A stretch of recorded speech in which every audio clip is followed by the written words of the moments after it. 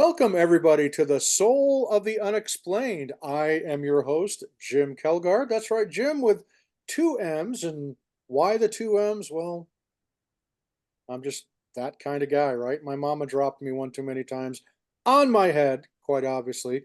But at any rate, folks, thank you so much for joining us. Massive shout out to all of our new subscribers that have found the Soul of the Unexplained here on YouTube. Thank you very much for the follow and the subscribe, and hope you guys will enjoy sticking around and enjoy what we're about to discuss right now. And regrettably, folks, my regular co-host and co-creator, my very dear friend, Mr. Roger Stokes, is still recovering from a nasty back injury that he's had, so he's unable to join us today.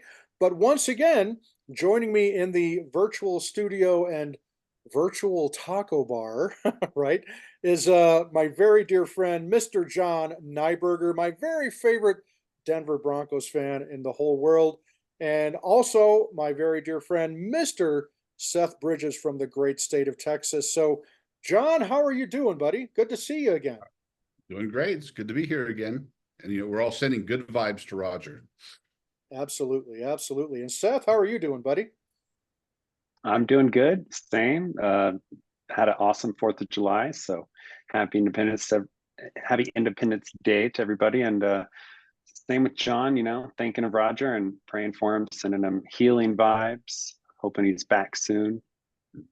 Right on. Yeah, and I also had a very pleasant and relaxing Independence Day. Just kind of stayed home and relaxed and had a good time with my family.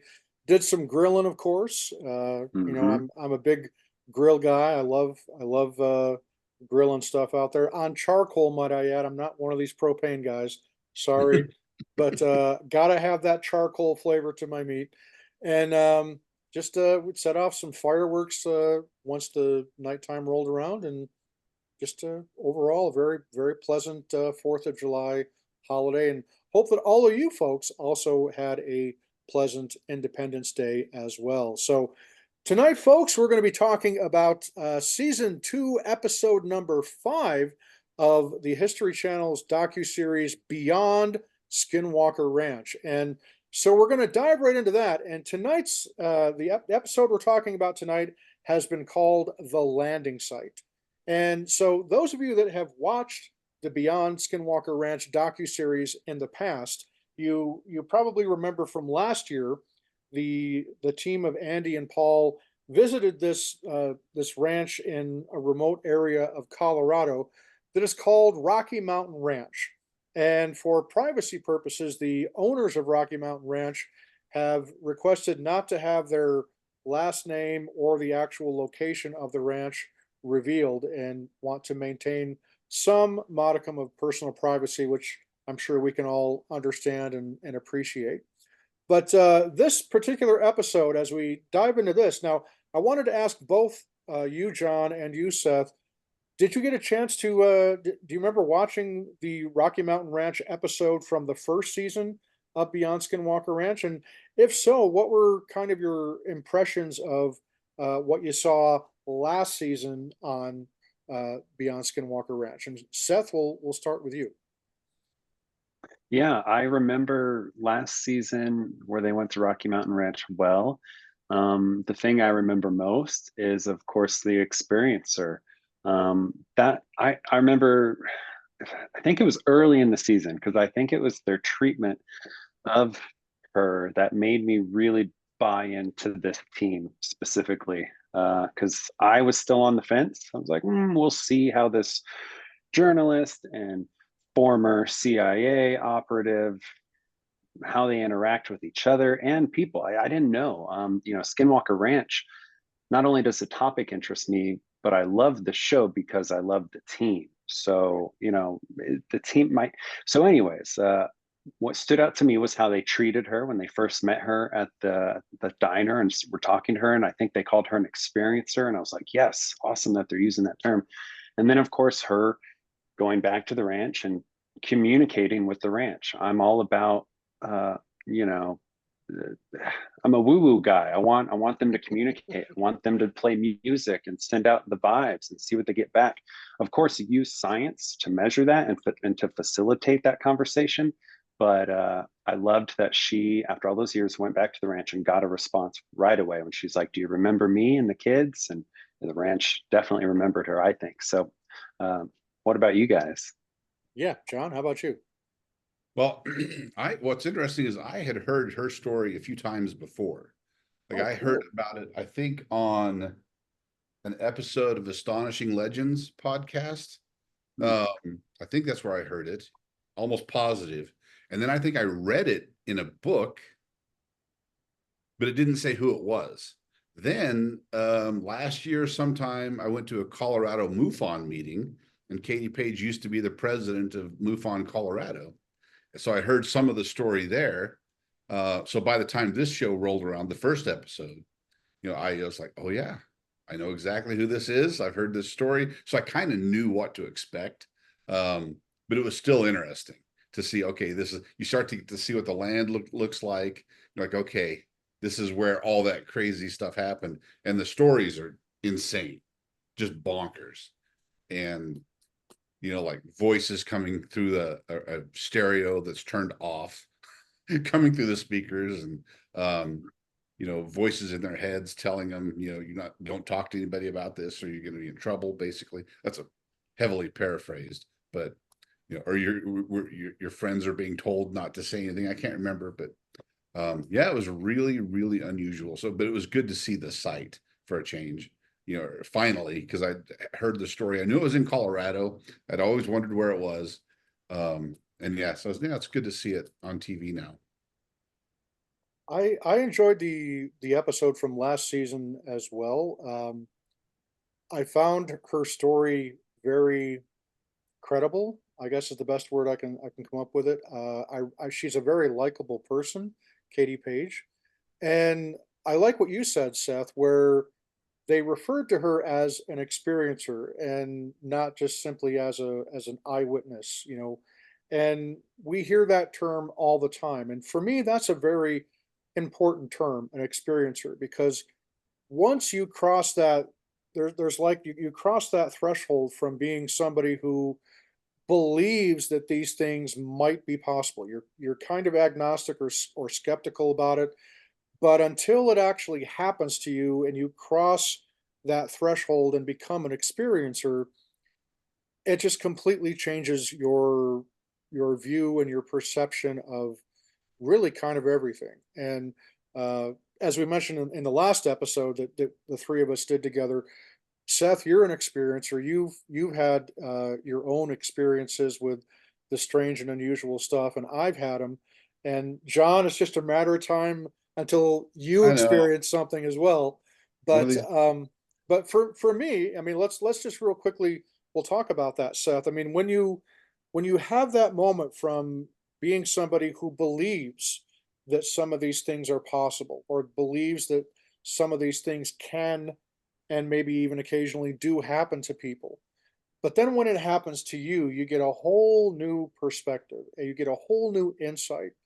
And depending on what that experience is that you have, for some people it's very jarring, it's a very traumatic experience, and for some people it is the exact opposite. It actually kind of enlightens them, and it you know somehow enriches their life. And for me, my experience, as I've related a number of times, was much more on the traumatic end of things, to the extent that I'm still trying to process and make sense out of what my particular experience was. And then Seth, your experience was of a very similar nature, but your perspective on it is quite a bit different from mine, because it actually drew you closer to your own personal spiritual beliefs and things like that. So, what was that moment like for you, Seth, when you had your experience or experiences, and you go from being just maybe a believer to being someone that has experienced something, and you now no longer have just belief, you also have firsthand knowledge? if you will. What was that moment like for you? Walk us just real quickly. Walk us through what that transition moment was like for you. Yeah, it's hard to say it was like a moment because for me it's been a whole process. I can think of when it started, when 10ish years ago when I started seeing the Hat Man, and then it was like a slow realization of like, oh, what I'm seeing is real, and I didn't have a name for the Hat Man. It was talking about my experiences and what I've seen to my wife, and her telling me, "You're seeing this thing." So I think I was in denial for a long time because I was very atheist about everything, and and now I'm at a point to where, like you said, it's I view it all as a healing thing, something that had to happen to me almost that's drawn me closer. But I would say in terms of like what was it like when I finally did get that, like, oh, I know this is real. While I can't remember it, I can remember that feeling. And it's almost kind of like if anybody's ever had surgery or any real punch in the gut sort of medical issue, it's super humbling. It makes you feel it's scary, but then at the same time you find this connection to something greater and you find your strength, and you also find a lot of empathy for other people because you think, wow, man, I went through my experience with the Hat Man wasn't that scary. uh, I was fortunate enough to have it more as like a what the heck is going on sort of thing, not a oh my god, this thing's going to get me sort of feeling. um, so yeah, a lot more empathetic, a lot more just like wow, I don't know. Yeah, I liken it to when I had surgery, and that humbled my body and mental spirit because it kind of kicks you down, and you kind of got to find you can stay on the ground and or you can get back up. You can think, wow, this is scary and I don't know what to do, or you can go, if this exists, then something greater exists, and I have direct access to that, and I don't need to fear all this other stuff. Sorry, I know you said Yeah, quickly. no, That's no, my best, I Jeff. like how you said that. Especially that last end about how it kind of brought you to the realization that you feel that there's something greater out there. And now I was already a very spiritual man before I had my experience, and I openly believe in God. I'm a practicing Christian, so I already had that connection and that belief in a higher power. But when I had my experience, part of the reason why it's been so hard for me to reconcile is that it doesn't fit in with all of the spiritual and religious upbringing that I have had all my life. And so what it did for me was not so much, and it's not so much that I have fear about it. Although when I had that experience, it was definitely traumatic. I mean, it shook me to the core, and it's still for me. It's not a case that I feel that I'm afraid anymore, and I don't know if I really was necessarily afraid in the immediate aftermath. More of a just complete shock into reality of did this really happen or was this just some really lucid dream Hmm. slash hallucination? And then to have my siblings confirm that certain aspects of what I experienced are in fact grounded in very tangible reality because they have memories of me talking about my encounter with this being when I was when I was a toddler. And yet all that space of time, close to 50 years, was buried, suppressed, repressed memory, and just it was for me when I became an experiencer in that moment was when, like you said, Seth, I now have empathy towards anybody that comes forward that has a claim of having experienced something truly phenomenal and extraordinary, um, because the nature of these kind of events of like what Katie Page, which we're going to dive into here in just a moment, are they tend to be very, very individual based. You don't always get an instance where there's an experience and there are multiple people experiencing it together in the same location at the same time.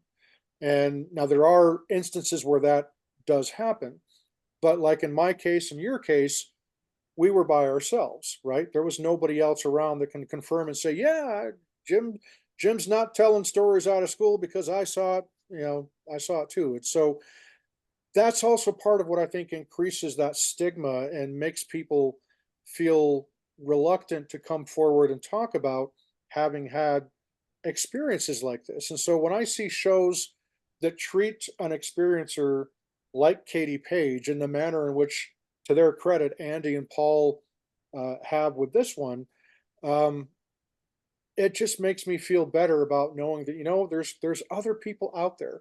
And while their experience may not be the same identical experience that I had, it was still something that had a profound and lasting impact on them. And it's good to know that I'm not alone. And clearly they are not alone. So that's kind of like how I wanted to lay the groundwork as we push in and dive into this particular episode of Beyond Skinwalker Ranch, because there's some really interesting stuff that we're going to dive into here. So uh, thank you, Seth, for sharing that. And John, uh, like I said, someday just hang in there. You'll have your chance, I promise. Yep. Hopefully, Oh, I'm sure hopefully, hanging out with all you guys. hopefully it'll be a good one. Yeah, yeah. But anyhow, let's go ahead and dive in again, folks. This episode is episode number 5 of season 2 of Beyond Skinwalker Ranch, and it is entitled "Landing Site." So the episode begins with Paul and Andy telling Eric and Travis that they want to return to Rocky Mountain Ranch. And for those who don't recall, in 2023, while visiting Rocky Mountain Ranch in Colorado with Katie Page, the team of Andy and Paul discovered a strange humming noise out by a cistern on the Rocky Mountain Ranch property. And Katie Page had told Andy and Paul that she and her siblings often heard a droning hum when they were children living at the ranch back in the 1970s, and that this humming almost always preceded some kind of paranormal activity. Now, that humming sound detected by Andy in the episode last season encouraged the team to bring Lock Precision out to Rocky Mountain Ranch and launch rockets into the sky and to see what kind of results they might get. And if you'll recall, folks, last season, sure enough, that first rocket that they launched inexplicably veered wildly off course. And then they launched a second rocket, and that second rocket failed in midair and came crashing down to the ground without its chute deploying to slow its descent. So it just came crashing down to the ground. Now, sensor readings from tri-field and RF meters from inside that particular rocket indicated a massive electrical field spike right before the rocket failed and tumbled back to Earth without a chute opening up. Now, it seems from that episode as though the rocket actually hit something, or perhaps something hit it as it was going skyward. So Eric then asks Paul and Andy which areas of Rocky Mountain Ranch they feel merit further investigation. Andy responds by telling Eric that they intend to focus on 3 specific areas of Rocky Mountain Ranch. The first area is what they call the tree line, and that is located on the northern edge of the Rocky Mountain Ranch property. Number 2 would be what they call the landing site, the namesake of this particular episode, which is where the rocket failed and fell from the sky last year. And then the third area is what they call the cistern, which is where they encountered that audible hum last year. So Eric and Travis think that's a fantastic idea. So Andy and Paul then depart for Rocky Mountain Ranch. The narrator then discusses the team's work with remote viewer David Morehouse and briefly mentions the CIA's Project Stargate and how remote viewers were used by the US government during the Cold War to obtain information about the Soviets and the North Koreans and other adversaries of the United States. The team then splits up, with Paul meeting with remote viewer David Morehouse in a tavern or bar nearby where Rocky Mountain Ranch is, and Andy will be meeting up with Katie Page at Rocky Mountain Ranch. So they then focus on David Morehouse. Now, a little background on David Morehouse. He was one of the first trainees in the government's remote viewing program, which again was called Project Stargate. And over the past few decades, David Morehouse has trained over 23,000 students in 16 different countries.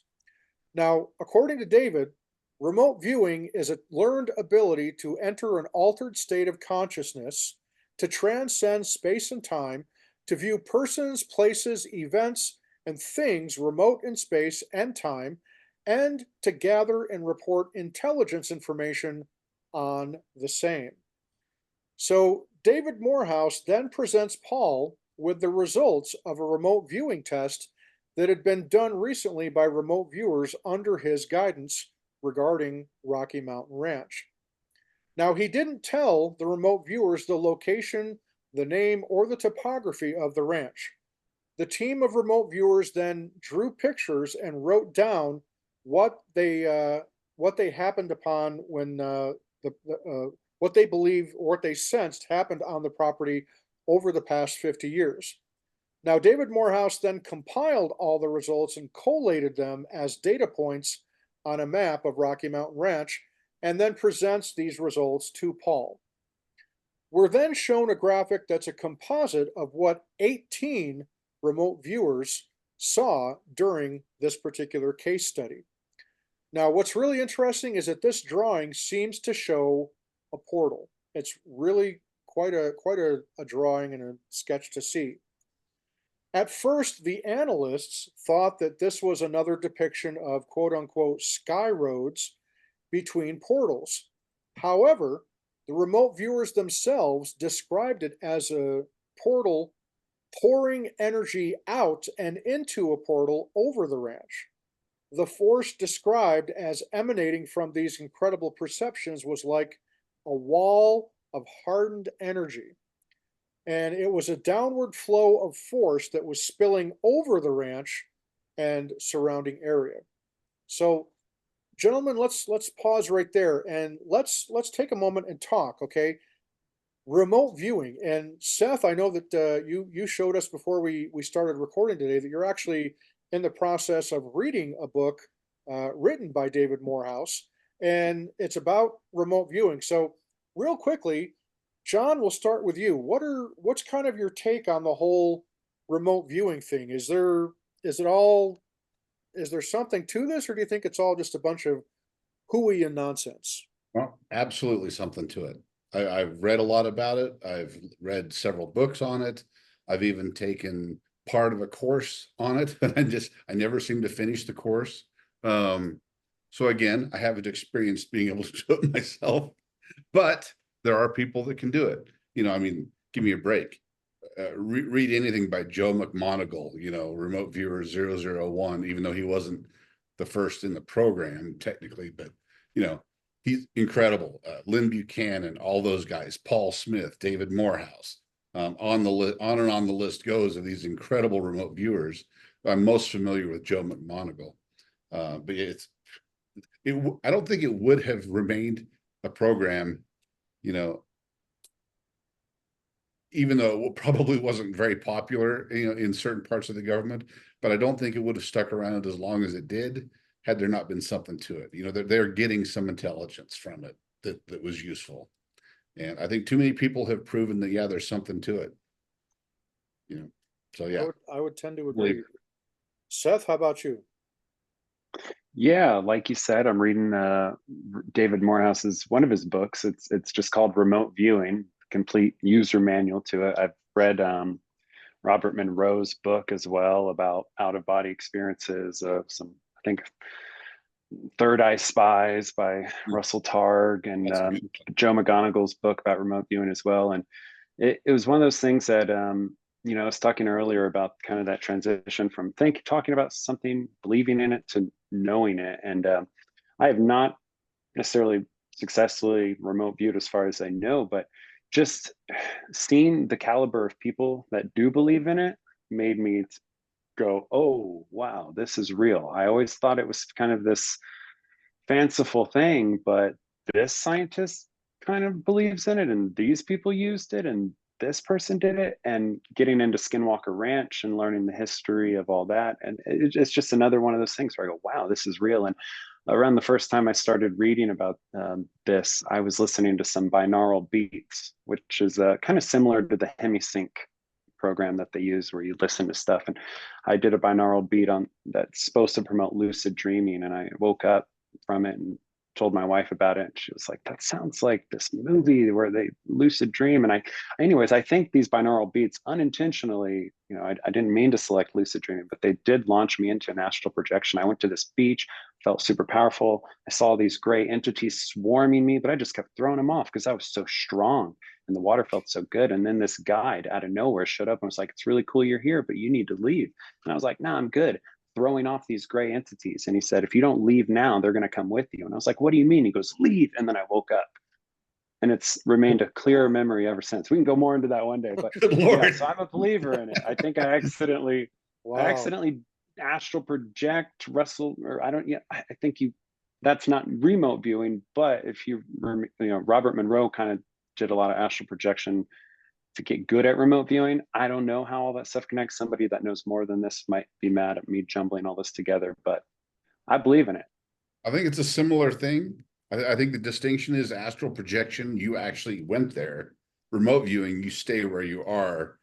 Just kind of like reading from the data stream of consciousness or whatever it is out there. Yeah. My again, limited understanding is that astral projection is more consciousness based, where, like you said, John, your conscious self is actually going somewhere outside of your physical body to someplace or to do something, whereas remote viewing, you're in that altered state of consciousness, but it's not your actual mind. And again, I may be completely striking out in describing this, so forgive me, folks, if I'm not articulating this well, but it seems that with remote viewing, it is more of that kind of a psychic type of ability where you're just simply going into that altered meditative like state to to do the things that I guess you'd probably be able to do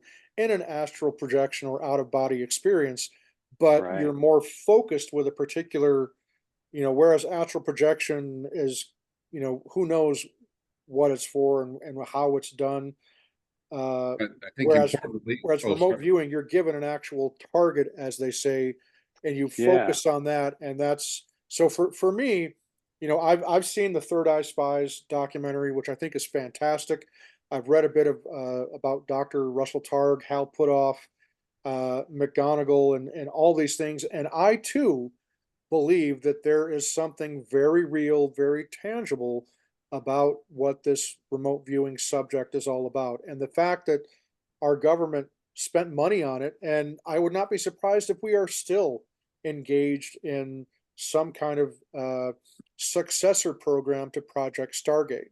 I mean, all we got to do is just look at look at all the UFO and UAP programs that allegedly, were terminated, but yet they were restarted or, organized into a new project with a new name, with a new group of people. So I it wouldn't surprise me in the slightest if remote viewing is something that the CIA, NSA, or whatever other three-letter organization within the United States government is still perhaps carrying on a modern and new phase of this type of research. And I love the fact, Seth, that you gave some shout outs to Robert Monroe, the Monroe Institute. Um, Gosh, if I had a Christmas list of places I would love to just go and spend some time at, that's up there toward the top of the list. And I have to tip my hat to Shannon DeSalvo, because she's actually done quite a bit of studying there at the Monroe Institute. So just it's a fascinating field to me, and I would love to learn more about it. So yeah. So importantly, from a real quick, I wanted to mention from a intelligence perspective, I think there's a distinction as well, because remote viewing is apparently much harder to detect. Like if you call them psychic spies and there's people on the other side trying to defend against it, remote viewing is much harder to detect. Whereas astral projection, if you're actually there, or some part of you is there, they can detect it a little bit better. And I think that's another reason why the defense establishment preferred one over the other.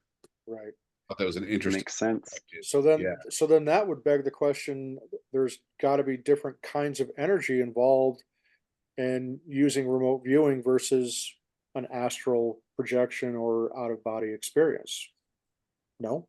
Yeah. Yeah. Who knows? I Who think you're knows? right. Yeah, I Yeah, think you're right. exactly. I think you're absolutely Things to make you go, yeah. Yeah, that could be a whole episode on its own, right?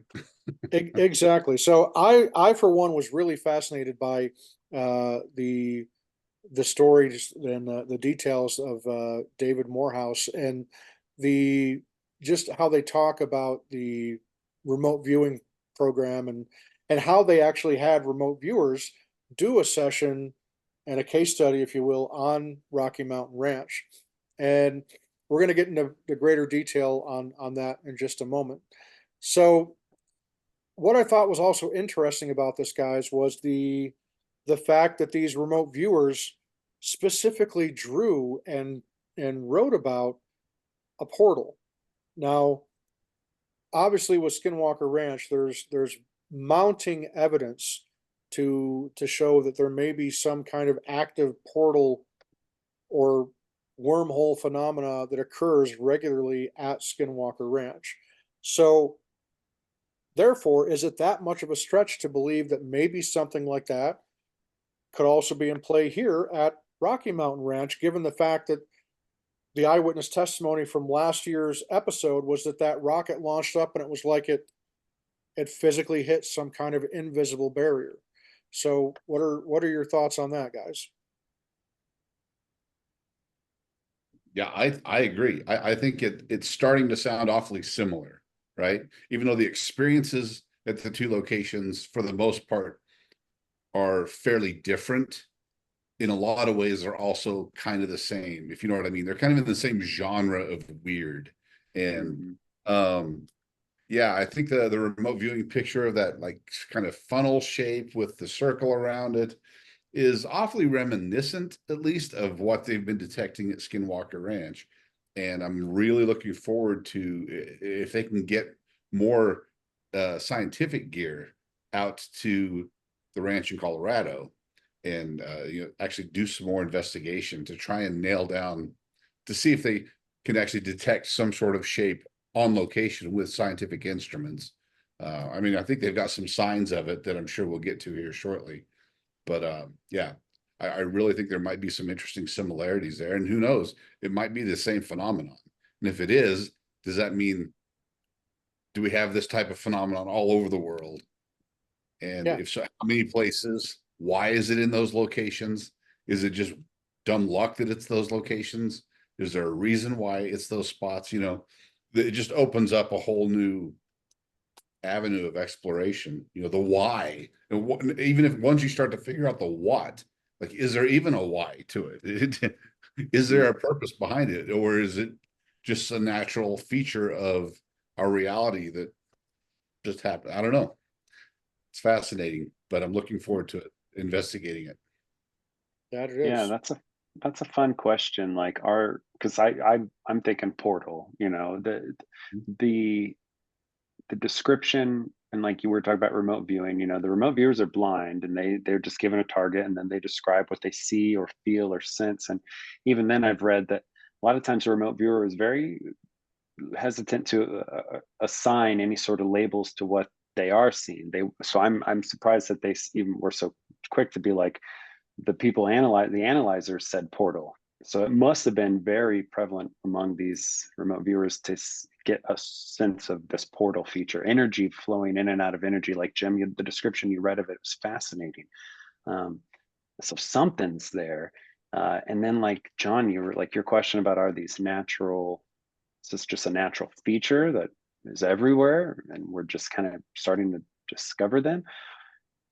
Because I thought, well, why wouldn't they be natural? But if maybe they're not, maybe these are some sort of construct by some sort of interdimensional or higher civilization that is using portals. And the reason why we're finding them at Skinwalker Ranch and this place is because these places share some sort of energy field that these entities want to either take advantage of or use for the portals. I mean, so fascinating question. I love it because I hadn't really thought too much about it. I just thought, okay, we got a portal here, but why? And are they even natural? Exactly. Boom. I mean, Seth, that is precisely why I love having you on this program. Yep. That is awesome. So from there, the scene cuts to Andy and Katie Page arriving at Rocky Mountain Ranch to meet up with ranch resident Nicole and ranch owner Greg. The narrator reminds us that as a 9-year-old girl, Katie was terrorized at the ranch when she lived there. Katie mentions that it still feels kind of surreal to her being there back on the ranch and is still experiencing, those butterflies in her stomach as she's there on the property. One of her most traumatic memories as a child living on the ranch was when a strange electronic voice, as she describes it, threatened her and her family. Now, according to Katie, this strange electronic voice said, quote, "We have allowed you to remain. Your friends will be instructed to remain silent concerning us." Close quote. Kind of ominous there. So Katie begins to tell Andy and Nicole about an incident that occurred years ago when she was living on the ranch that happened out near the landing site where the rocket from one of the experiments last year fell out of the sky. Now, here's kind of a trippy moment because as Katie walks Andy and Nicole towards the landing site, Oscar, Nicole's dog, begins acting very strangely, as though he doesn't want to go near that particular site. The dog is visibly uncomfortable and looks really nervous or afraid. I mean, tail between the legs, whole 9 yards. So Nicole removes Oscar's leash and the dog quickly walks away in the opposite direction. Now, Katie then relates the story of how years ago, when she was at this particular location on the ranch, it had snowed and there was a very large, dry dirt, snowless circle as if something was just sitting there, like some invisible type thing was just sitting there because all the area around it was covered with snow. It had been snowing, but yet this large circular area was just completely bare. So she then tells us that years later, she saw the APRO report from 1978 confirming that APRO investigators saw and measured this particular bare circular spot that she had been talking about. And according to the APRO report, that bare circular spot was roughly 75 feet in diameter. So this was not some small little circle there in the snow. This was a pretty large area to be 75 feet in diameter.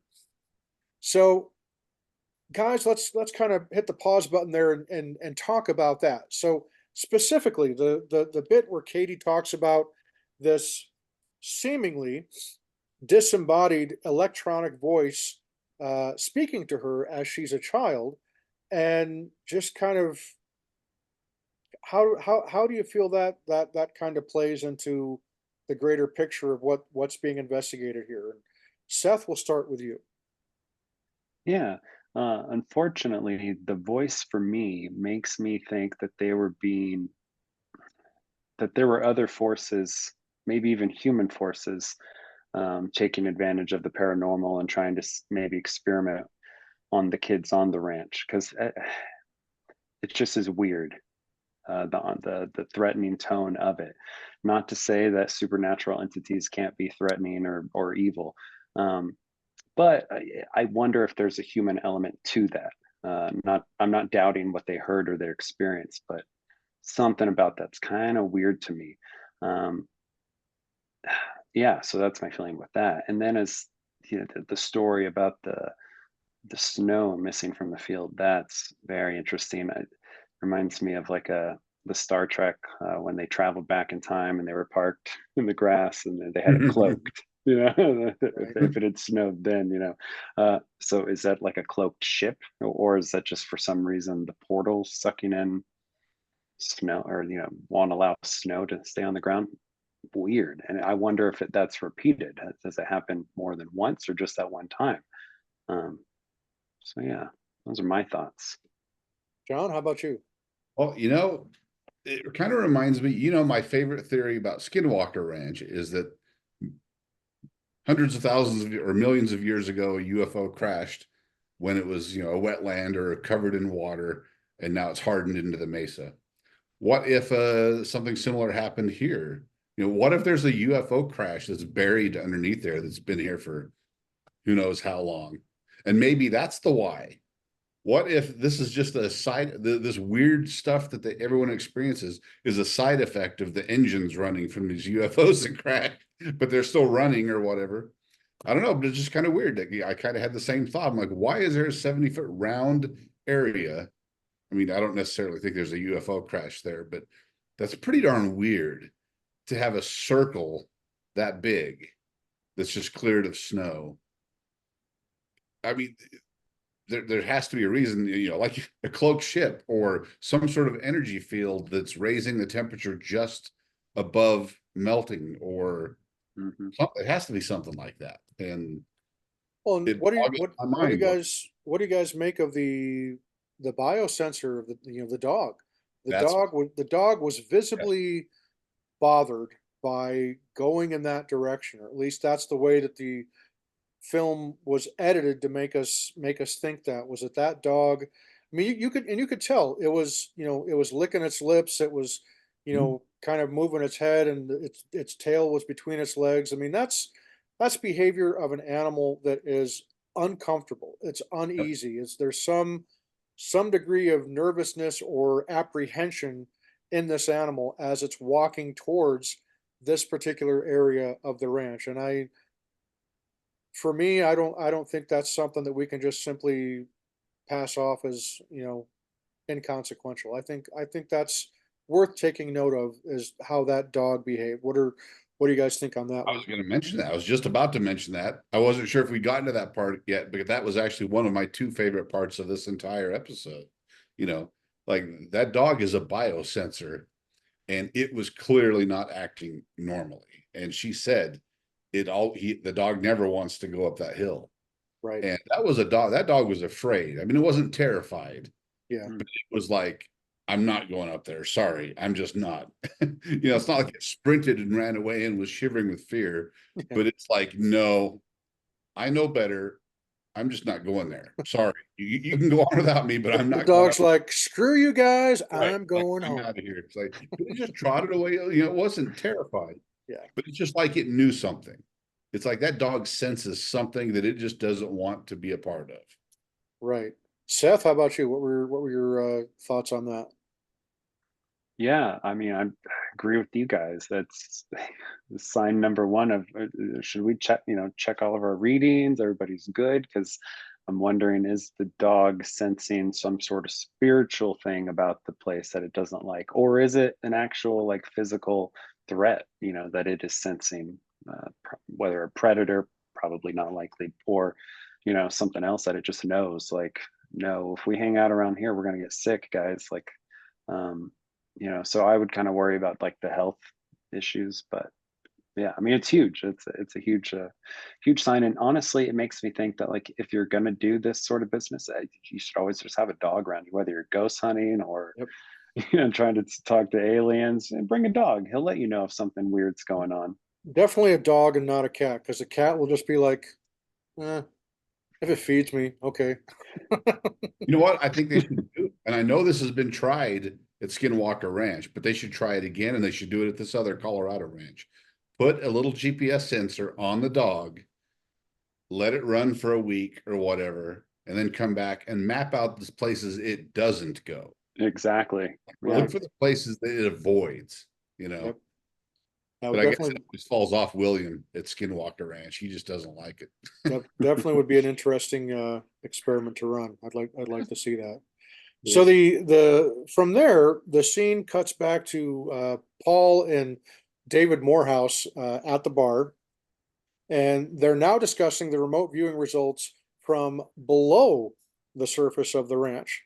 And there's a large data point cluster indicating below ground activity as detected by the remote viewers beneath the cistern area.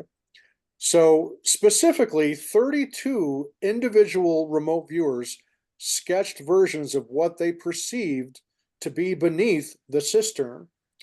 It shows a series of network of tunnels beneath the cistern that spread out below the ranch property. The general feeling from the remote viewers was that this was a human presence that created this network of tunnels and not extraterrestrial or interdimensional. So perhaps it would indicate a military installation of some kind. Specifically, they mentioned the terms militaristic, men in uniforms, and overhead lighting on in these tunnels or passageways.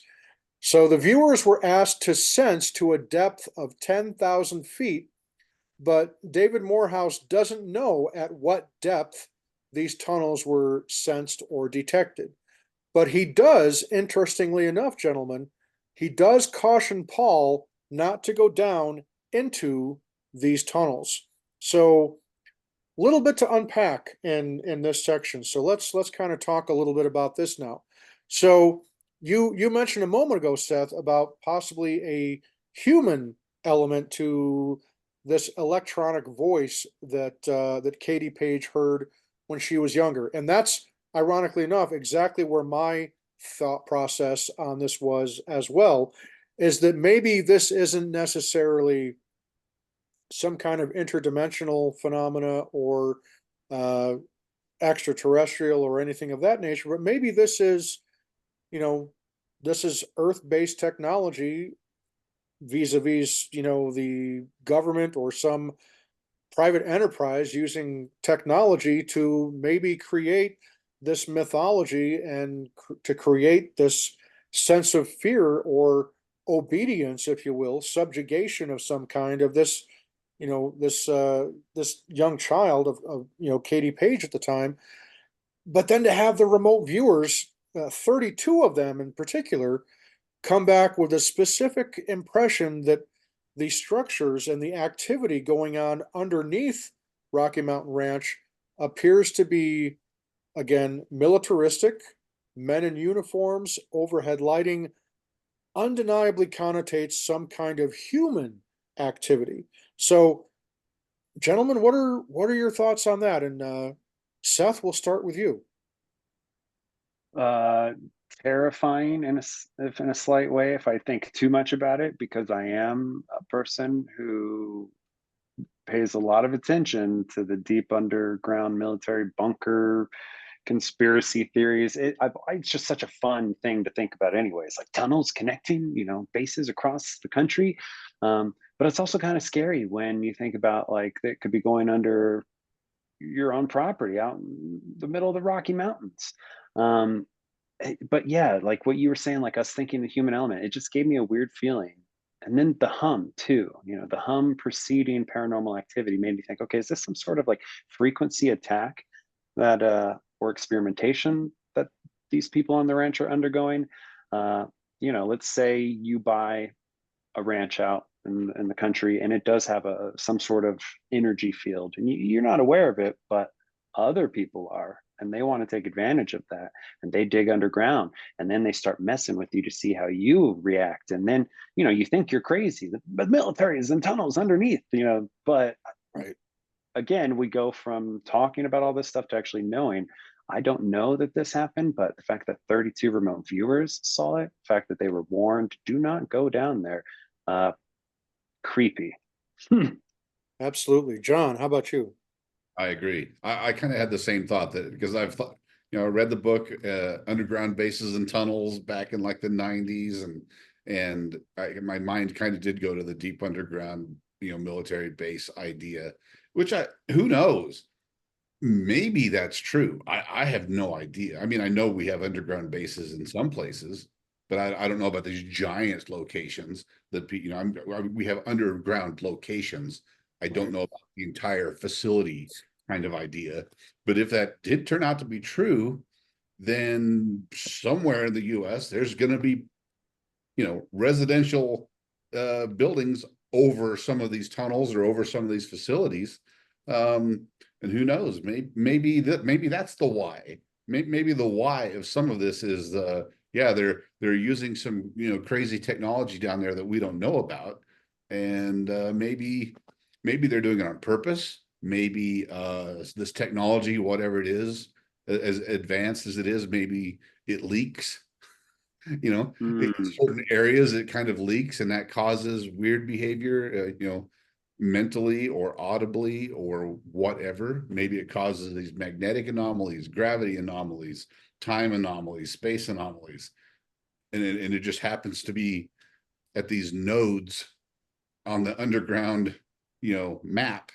Who knows? But Right. it is a little disconcerting, right? I agree with Seth that if that were true, if that turned out to be true, that's a very scary proposition. I don't really want to think about it. Well, I would tend to agree because I mean, I'm not at all on the extraterrestrial ET bandwagon, or at least not to the extent that so many people just automatically that's what they glom onto with any of these UFOs, UAPs. Oh, it's ET, it's extraterrestrial, it's got to be. I'm so not one of those people. I am much more open-minded about it to the extent that, okay, yes, it may be ET, it may be aliens, it may be some civilization coming from elsewhere in the galaxy or the universe. Sure, that's a possibility, but that's not where my mind automatically races to. Because for me, it could also be interdimensional. It could be extratemporal beings, it could be us from the future kind of type thing. There are so many possibilities, but in a lot of ways, you kind of hope that some of this really weird stuff actually is of an extraterrestrial or one of the other more extraordinary possible origins instead of our own government or some private enterprise of human beings, because human beings don't exactly have a great track record for responsible actions, right? And our own government, with a lot of secret programs that we've learned about, MK Ultra and so many other top secret programs that honestly caused harm to people that were none the wiser that they were effectively being used as guinea pigs, unbeknownst to them, living in situations where they were being bombarded with hazardous and toxic, substances. So you kind of almost hope that it is one of those more extraordinary things and not some, top secret government military installation or, something more earth based. You almost kind of hope that it's not that because of the potential ramifications that it has. I mean, cool on one side to think, yeah, gosh, our government really is that advanced and the technology, wow, how cool is that? But at the same time, who's holding them accountable for what they're doing? Where is the oversight, right? And that's kind of what has been driving a lot of this legislation that is being trying to be moved through Congress right now. Is this, all these reports and eyewitness testimony, whistleblower testimony of these uh, ultra top secret programs that are off the books, so to speak, that have no congressional oversight, that seem to be operating outside the bonds of the what the Constitution of the United States would permit them to do. So to that end, yeah, something like that kind of a scenario where if there is some top secret base that even our own Congress and Joint Chiefs of Staff and the people that you would think would know about these things are unaware of, that's problematic to me. That's really problematic to me. So that I'm with you guys on that. That's kind of a chilling scenario for me. And again, that's one of those scenarios where you do kind of hope it's the little green men, right? Because presumably they would be more. I don't know what the proper term is, and I'm sure I'm just completely going off the rails here, but I think you guys probably get the gist of what I'm No, trying to no, say. I totally do. And because I'm probably a little too paranoid, it almost makes me wonder why why we were pushed so much alien stuff through pop culture. Maybe they did want us to assume it's alien rather than something living alongside us all along. Mhm. Yeah. Yeah, Richard Dolan was asked that very question. What does he think all this stuff is? And he's like, I hope it's aliens, because the other stuff is way worse. Yeah. You were sharing a planet with something that's alive and conscious, this other species that we can't detect, or there's interdimensional beings that can pop in and out. It's like all of that is way, way worse than we're being visited by someone from another planet. So yeah. Yeah. Excellent points, gentlemen. So Andy and Paul then meet up at the ranch with Robert and Brogan Johnson of the Terra Exploration Group, and they're preparing to do some drone surveying. Now, the tongue twister, say that 5 times fast. Terra Exploration Group uses a magnetometer drone to survey the tree line to see if there's any indication of an underground tunnel or void. Now, just like we normally see in these kind of drone surveys, it flies a pre-programmed grid pattern to survey the area. So the drone gets airborne, and almost right away it kind of gets pushed all over the place by wind or turbulence or something like that. They suggest even possibly the cold weather might be having an effect on it. But nevertheless, the grid survey gets completed. The team then goes to survey the landing site where, again, that rocket crashed to the ground. And once again, the drone with the magnetometer, they send it up, and it encounters some difficulty in the air. But once again, it does successfully complete its survey cycle. Next up is the survey of the cistern area, the third of the three main sites that they want to investigate. And if you recall, it's the cistern where they heard that humming noise coming from last year. And it's also where the remote viewers sensed underground tunnels and passageways. So the team decides to do a resistivity survey instead of doing a drone scan. Now, if you'll remember this, the resistivity is where they take this long line and they stick these metal rods in the ground, and they basically ping electrical information that into the ground, and it determines whether or not there's some kind of an obstruction or a void or a tunnel. So it's a very old but very dependable and reliable technology that they're using for doing this resistivity survey. Now, the team will be testing down to a depth of 80 feet for the resistivity survey. So Robert Leonard from the Terra Exploration Group reviews the resistivity data from the cistern, which rather surprisingly reveals no anomalous data going down the full 80 feet. Everything looks completely normal. Paul then remarks that the remote viewers were looking thousands of feet deep. So if there is in fact something underneath the cistern, it's likely much deeper than the 80 feet limit of the resistivity survey that they just did. So the tree line survey is next. And once again, like with the cistern, the data shows no anomalous data on or below the surface of the ground. It all looks completely normal there at the tree line. The next one, of course, is the landing site survey. And the magnetometer survey data shows a large chunk of data is simply missing or shows no data for a portion of the survey grid area. And Robert Leonard says he's never seen that before. This, so you guys know, as a point of reference, this is where the snowless circle was that Katie talked about, and it's where the rocket chute failed to deploy and the rocket came crashing to the ground. And Robert Leonard says that something weird is definitely going on there at that particular site on the ranch.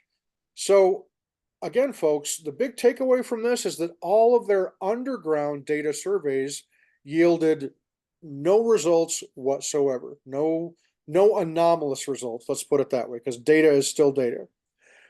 So nothing out of the ordinary. However, there does seem to be possible anomalies above the ranch.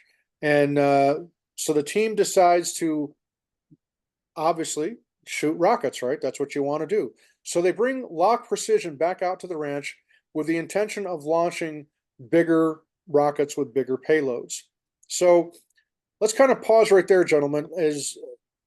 Were you at all surprised to find out that the survey results for underneath the ranch yielded nothing anomalous or out of the ordinary whatsoever? And John, we'll start with you. No, wasn't surprised at all. I don't think the resistivity testing goes deep enough. And I don't know if it's granular enough either. I think they need something that could somehow detect deeper down. I don't even know what that technology would be. I don't even know. Unisond. Yeah, well, right. But if that stuff is plural thousands of feet down, according to the remote viewers, we don't have anything that can go that far down. So we wouldn't have any hope of detecting that. I don't think. I don't know how you'd see it, but yeah, something, some ground penetrating radar or something like that might be kind of interesting. The resistivity, I just don't think is the right tool for the job there. Seth, how about you? What's your take on the results of nothing coming up for underground? Yeah, exactly what John said. Not surprised. Doesn't seem like they could go down deep enough on those. As if I was the homeowner, I'd be relieved to be like, okay, cool. I at least got 80 feet between me and whatever's below. Right. And then like with the data coming back just clean, wiped out on the 70-foot diameter spot, it's interesting because snow won't land there and you can't capture data there. So was the data failing to appear intentional, or is it just a natural feature of what's there? Was my question. Yeah, very. I tend to agree. I wasn't really terribly surprised to learn that there were no results. Uh, However, I was expecting possibly the resistivity survey to maybe show an indication of something. But as you said, John, the remote viewers were looking thousands of feet below the surface. So you would think that if there was going to be some kind of underground base, they would put it really deep underground for a lot of reasons. But 80 feet seems to be too shallow of a limitation, if you will, for them to really get a solid look. And I've heard stories that there is technology out there where they can see, they can detect up to a mile below the surface of the ground. Um, Again, I've just heard stories of that technology existing. I'm not aware of what it's called, uh, or whether it's NASA that's got that technology or the military. I don't know, but I've heard from some rather dependable sources that that technology does exist, but it's not, so far as I know, it's not necessarily technology that's in the private sector, which would make sense. But either way, yeah, like you guys, I wasn't terribly surprised. So from there, Lock Precision comes back out to the ranch to run more rocket launchers, and hopefully this time they'll help the team determine if perhaps there's an active or even some kind of transient portal phenomena that is occurring at Rocky Mountain Ranch. So Lock Precision gets out there and they launch the first rocket. And wouldn't you know it, they launch that first rocket, and yet again, the chute on that rocket fails to deploy. And once again, it crashes to the ground. Now, the Lock Precision guy, I think it was Alan Isdell, I think is his name, said that he's only aware of there's 95% of the time outside of Skinwalker Ranch or Rocky Mountain Ranch, their launches are successful. They go without any flaws or problems 95% of the time. But he says when you're talking about doing rocket launches on Skinwalker Ranch or here on Rocky Mountain Ranch, your results are going to be about 50-50. So significant difference there in success rate. So this rocket that crashes to the ground where the chute didn't open up, they go and they retrieve it, and sure enough, the equipment inside the rocket is destroyed, completely wiped out. Nevertheless, the crash can be looked at, according to Andy, as a repeatable result. So the next launch of rocket that they do is they do from roughly 350 feet south of the cistern area. And this particular rocket is the largest payload and the largest rocket yet. It's an 8-foot rocket that is capable of reaching an altitude of 3,000 feet. And on this particular rocket, they put a whole payload of sensor data or sensor equipment, such as a tri-field meter, Geiger counter, spectrum analyzer, GPS tracker, all that great stuff. So with this new rocket, this large 8-foot rocket, the launch is in fact successful. But oddly enough, when the rocket returns to the ground, the altimeter says that it only reached an altitude of roughly 1,300 feet and only traveled a distance of about 1,000 feet. And according to the folks that were there, the Lock Precision and Andy and Paul and Katie, that were all eyewitnesses, say that the rocket clearly appeared to go a lot higher than just 1,300 feet and appeared to go much farther than the GPS data is indicating that it went. So all other equipment that was taken readings on that particular launch, everything appeared to work just fine. But for some reason, specifically the GPS tracker on this rocket was giving them data that was kind of skewed, and we've seen that before, haven't we? Right? Yeah, sounds familiar, huh? Sounds Oh familiar. yeah. Yeah. Where So, have we seen this before? I wonder. yeah, I seem to recall it happening somewhere, but I can't remember where. But yeah, it was interesting to see that the first rocket launch was exactly what happened the last time. It goes up and crashes to the ground without the chute deploying. Um, and one thing we got to remember, guys, is that, I mean, gosh, just one tri-field meter, you're talking 300 some odd dollars just for the cost of a tri-field meter. I don't even, I can't even begin to imagine how much these actual rockets themselves cost, let alone the other equipment that would be inside of them. So this is kind of a costly bit of loss, wouldn't you say? Yeah, I mean, I looked it up actually. I was on their website earlier today. The rockets are probably, depending on which one, 300 or 400 bucks.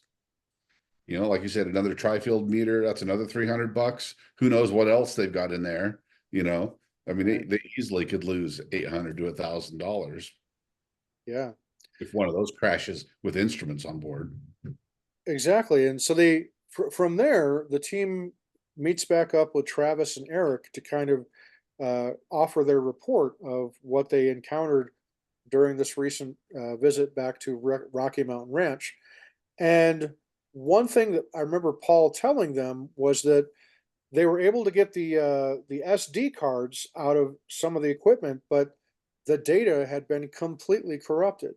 They had even taken the SD cards to a data recovery specialist, and even they were unable to retrieve the data that was on these SD cards. Now, is that coincidence? Is that within the realm of, logical possibility of happening? I'd say probably yes, but it also begs the question, is there potentially something that could have, interfered with and erased the data or corrupted the data that is on those SD cards for fear of what the data may have shown had it been able to have been properly analyzed. Um, and so there were some points that Travis and Eric thought were interesting in the bits that Paul and Andy reported back to them. But overall, gentlemen, what were your impressions with this revisiting Rocky Mountain Ranch with Katie Page, and particularly as we learned about the remote viewing aspect of it? where is your mind, and where are your thoughts pertaining to the mystery at Rocky Mountain Ranch after having watched this episode? And John, we'll start with you. I I think they've learned enough that we know that they need to do more, right? They have found something. There's clearly anomalous behavior there, and that are getting results, even though they're confusing, just like Skinwalker Ranch. But they are starting to get repeatable results. There's measurements that you can take, like the magnetic anomaly where the data just disappears. You know, that's a sign that they need to do more investigations. Get some different instruments out there, try some different approaches, but start doing the same things that Eric and Travis are doing at SWR. Just keep doing it, keep at it until you start getting a picture of whatever this weirdness is. But I think it's absolutely worth investigating more. But one thing I want to say that I forgot earlier regarding the tone that they all hear. Next time they go out, they need to take a parabolic dish with a microphone and locate that. Because if it's audible, which it is, because they picked it up on camera, it's audible. It's actual audio, sound in the air. It's not in their mind. Find that source somehow. So you should be able to Yeah, that figure was out what it at, is. I think the frequency they said was 400 hertz. Now, 400 hertz, as you said, John, that's right within regular human hearing range. And Yeah, I mean, thinking of it in terms of music, the pitch for the note A is what, 440 hertz. right. So it's something that the human ears are going to hear, and it's, as I don't remember if it was you or Seth that mentioned it earlier, but you have that kind of a sound that's going on. Perhaps it's being done to frustrate and to disturb individuals, to hopefully make them want to get out of there, make them want to leave, right? Because if you're exposed to a frequency, a constant droning like that, it has the ability to make you want to lose. You can lose sleep. It can make you irritable. You know, um, so these are all things that we know that sound and frequency can actually cause within people. It can make people restless. It can make people, you know, not being able to sleep. It can make them feel anxiety. And I mean, that's just what happens when people listen to my music, right?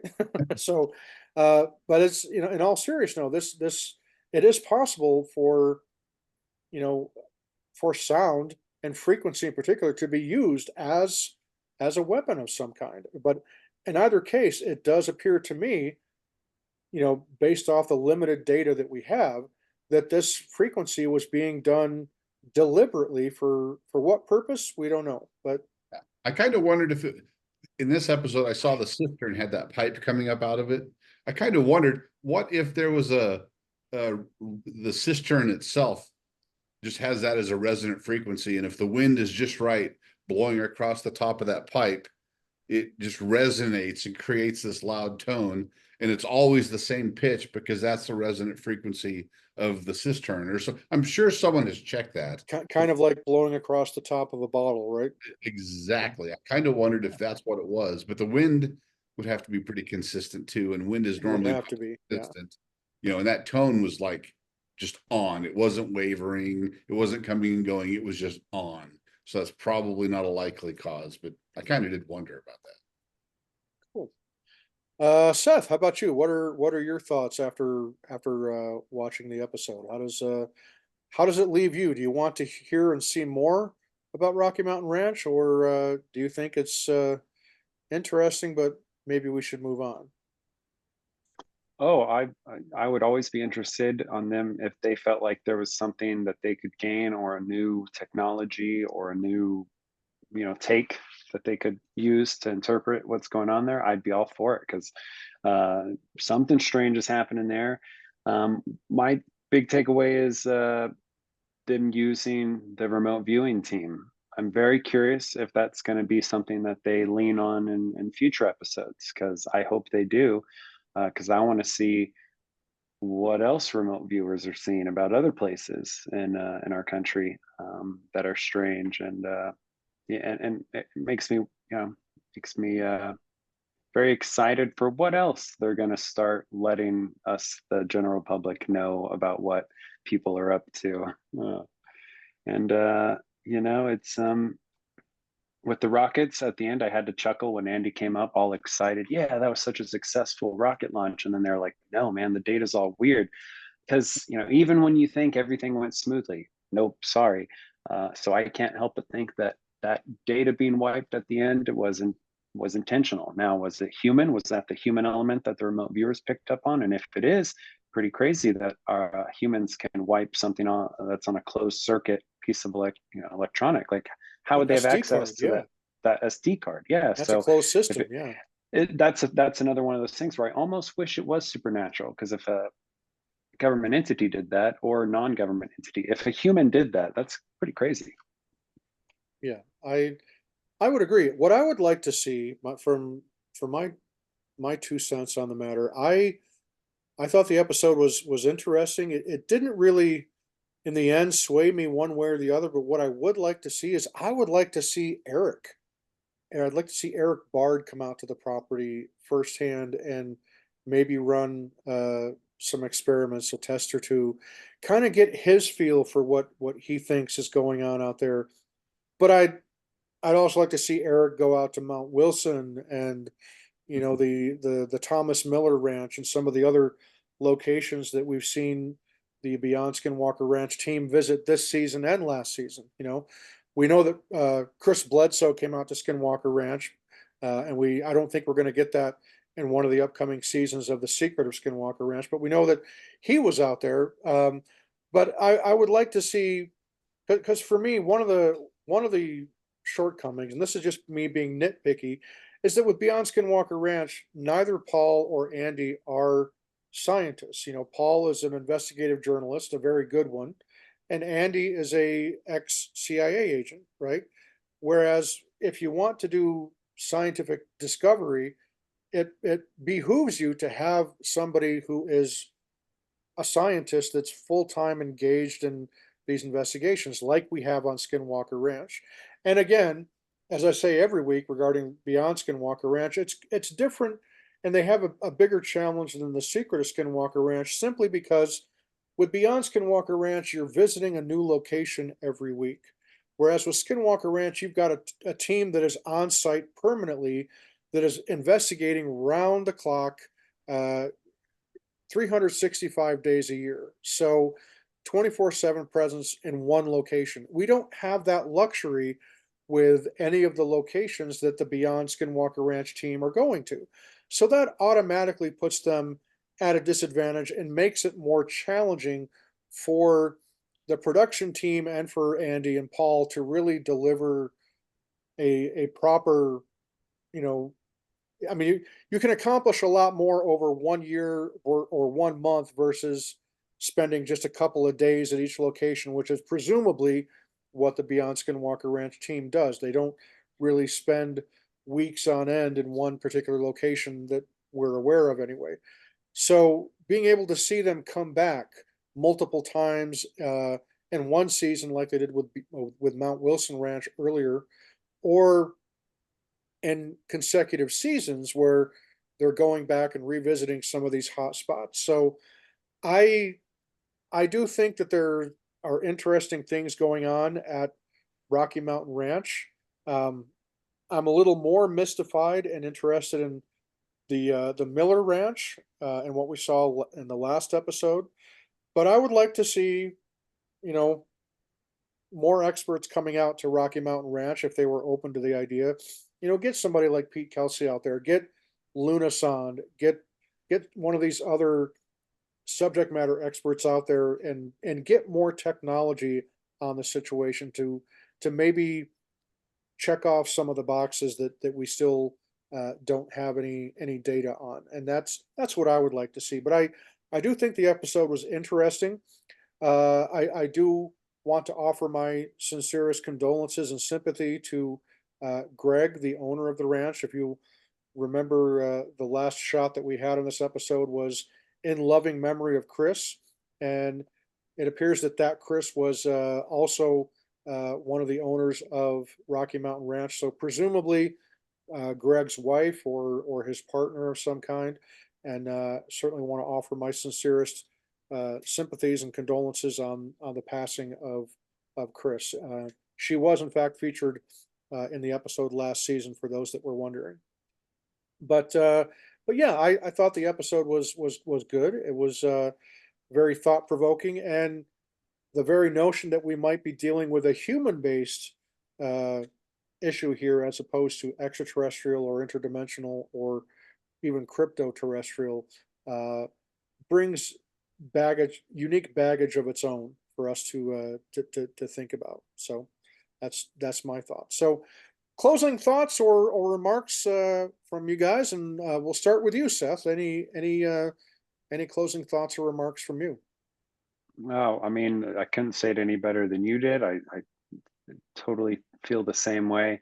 If I were to add anything, I would say, if I could have like my dream team, like you pointed out, there's no scientist. I feel like to only go at this from the science is kind of like trying to fight or understand this with one arm tied behind your back. I want more of the spiritual side of it. I want to see them engaging with this, maybe before firing up a rocket, maybe say a prayer. Doesn't have to be to any specific religion. I want to see more of that woo woo, the consciousness, the spirituality, whatever people want to call it.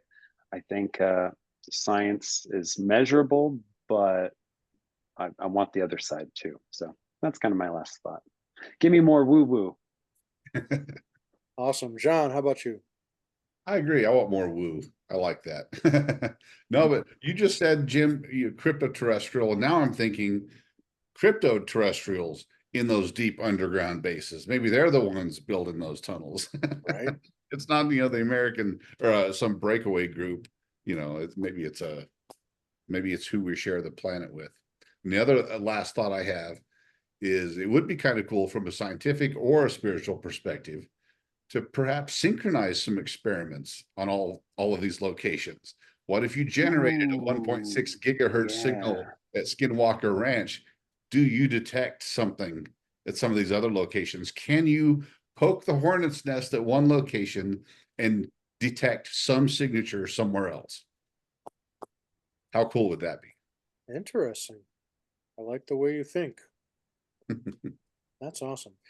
Yeah, gosh, we could spend a whole episode just dedicated to the crypto terrestrial hypothesis. That's something that has fascinated and interested me ever since I read this book by an author by the name of Mac Tonnies years ago about the crypto terrestrial hypothesis. And when I read it, it was like this light bulb went on in my head. It's like, oh wow, why didn't anybody ever think of that before? And so that's we're going to have to do an episode in the future about that. And John, you absolutely have to be here for that. And Seth, you too. I mean, Yeah. I love going down these rabbit holes with you guys. And so many people have remarked about how impressed they were with our conversation last time about the whole time rabbit hole that we went down. So massive tip of the hat to both of you with going down that rabbit hole, because people really enjoyed listening to your perspectives and ideas on that. And Seth, don't ever apologize for wanting more of the woo factor, because one thing we're learning. I mean, let's put it in this perspective. Travis Taylor is your typical data driven, logic based scientist, as we would hope that he would be. And just look at how he has evolved in his view from when he first came on Skinwalker Ranch in the very first season of the Secret of Skinwalker Ranch docuseries to where he's at right now. He comes on the ranch and he's heard all these fantastic stories. He's referred to the Hunt for the Skinwalker book as, this great collection of ghost stories to be told around the campfire because there's no data to back them up. And if you're looking at it from that standpoint, he's absolutely correct. But at the same time, look at what has unfolded this season alone. And again, I refer back to the whole direwolf thing. And again, folks, yes, I know there has been no definitive statement or conclusive proof that it is a direwolf. That's just simply the term that's being thrown out there. That's not what I'm saying it is. That's not what the team is saying conclusively that's what it is. But still, the point being is that they are now having to reevaluate their skepticism on some of these more difficult to accept at face value stories that have come out of places like Skinwalker Ranch, because that is where the data leads them. So if you're somebody that just simply listens to these fantastic stories and says, bullshit, then you're kind of cutting off your nose to spite your face, because you never, anybody that's a true scientist, and this is one thing that I've harped on in the past, you hear a lot of these scientists like Neil deGrasse Tyson use the term, oh, this is settled science. Science, by definition, is never settled because we're constantly learning. And the moment you close your mind off to something being a possibility, then forgive me, you're being a fool, because things are constantly changing. The way we observe the universe, the way we observe our own planet is constantly evolving and changing because we're learning new things. We're learning that maybe what we believed 20, 30, 40, 50 years ago, well, that's just part of the overall picture. There's also this, and this that we've just recently uncovered. And you pick the topic. I mean, there's so many instances where that applies. And of course, you can go far back to when the days when the prevalent belief was that the sun revolved around the earth, that the earth was the center of the universe, that we were the be all end all of existence, until somebody had the cojones to challenge that view. And when Galileo challenged that view, he was considered and labeled a heretic, right? So sometimes you have to be willing to take courage. And a great example of that today is scientists like Dr. Avi Loeb with the Galileo Project and Dr. Travis Taylor. These are gentlemen that, yes, there's a lot of people that are saying, why are you risking your career and your reputation to talk about all this outlandish bullshit? And the truth is, because there is something truly worth investigating here. There is something truly extraordinary that is currently beyond our understanding.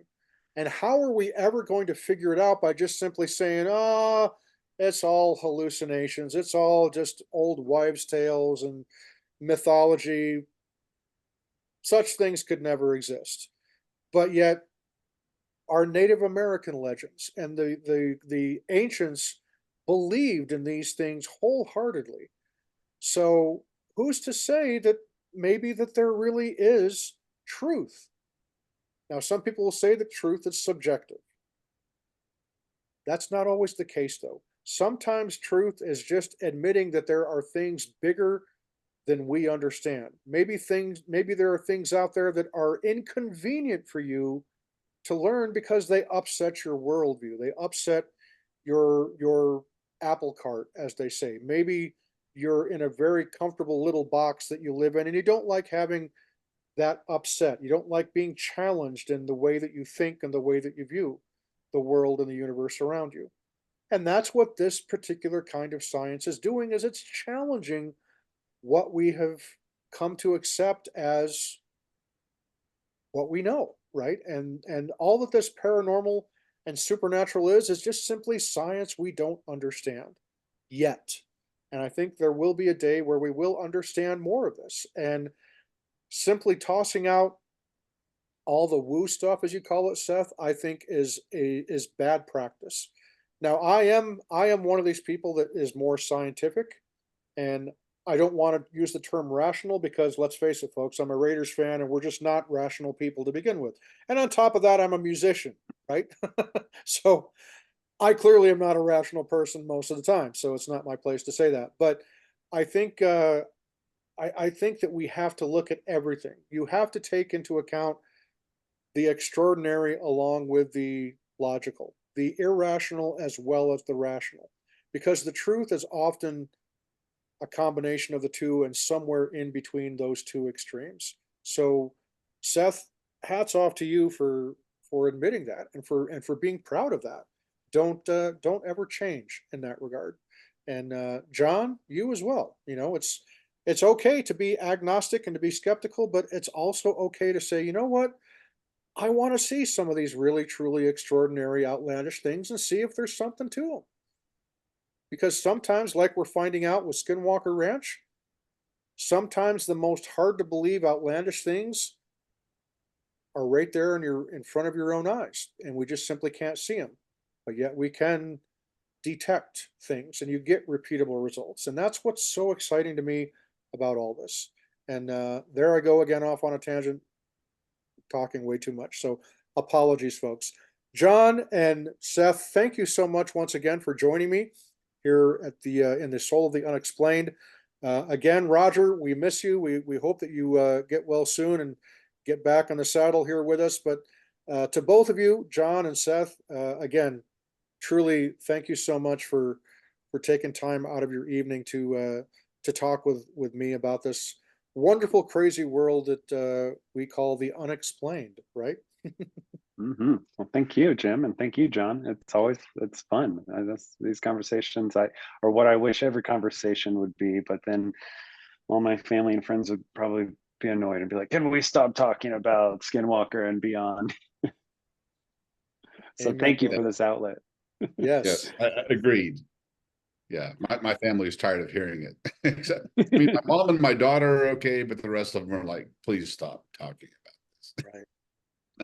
Well, I can definitely relate, gentlemen, and you both are welcome anytime. And gosh, next time we decide to go down one of these deep rabbit holes, you guys are my A team. I definitely want you guys to be there as part of the discussion when we go down some of these like the consciousness discussion that Roger and I want to have, and some of the other stuff that's going to be coming up in the not too distant future here for the Soul of the Unexplained. Folks, if you like the content that you watched right here with me and John and Seth, then please hit that subscribe button somewhere. I think it's down there somewhere, and hit that like button because we like to know that you like what we're offering. And again, massive tip of the hat and appreciation to all of our new subscribers. Thank you for checking us out. Thank you for watching and spending a little bit of your time listening to what we think here at the Soul of the Unexplained. Feel free to leave some comments below in the comments section, and we'll do our best to respond. And also, we're on Facebook at the Soul of the Unexplained on Facebook. And if you happen to be coming to Phenomicon in September of this year in Vernal, Utah, then make sure you stop and say hello to me and Roger and to John, as we will all be there.